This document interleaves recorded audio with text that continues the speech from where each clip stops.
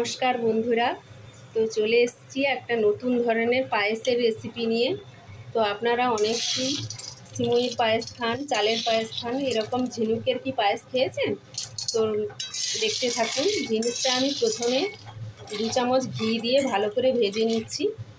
আর এদিকে আমি দুধটা গরম হতে বসিয়েছি, ওর মধ্যে 3-4টা এলাচ দিয়েছি। তো ভালো করে দুধটা ফুটিয়ে নিচ্ছি।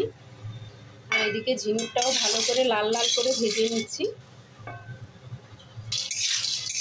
ঝিনুকটা ভাজা হয়ে গেছে, ওর মধ্যে আমি অল্প জল দিয়ে আগে সেদ্ধ করে নেব।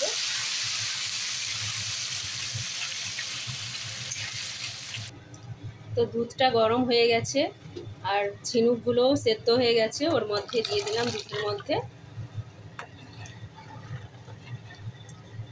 এবার ভালো করে ফোটাবো।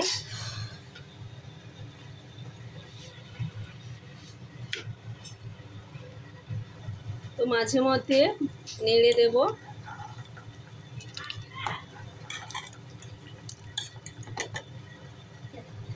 এবার স্বাদ মতন আমি মিশ্রি দেব। তো আপনারা চাইলে চিনি অথবা বাতাসা বা গুড় দিতে পারেন। তো আমি মিশ্রি দিচ্ছি। তো এরপর আমি ভিজিয়ে রাখা কাজু আর কিশমিশগুলো দিয়ে দিচ্ছি ওর মধ্যে।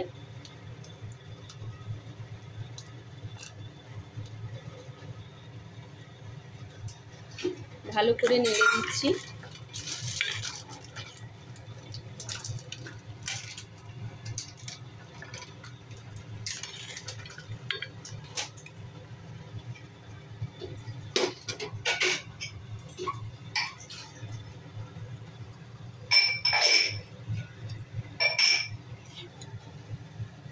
এরপরে দিয়ে দিচ্ছি মিল্কমেড, আমুলের মিল্কমেড।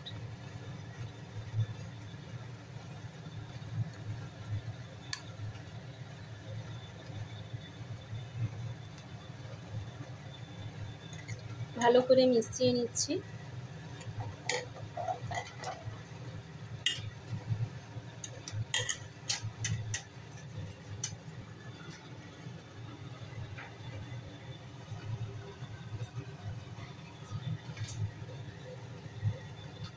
তো হয়ে গেছে ঝিনুকের পায়েস।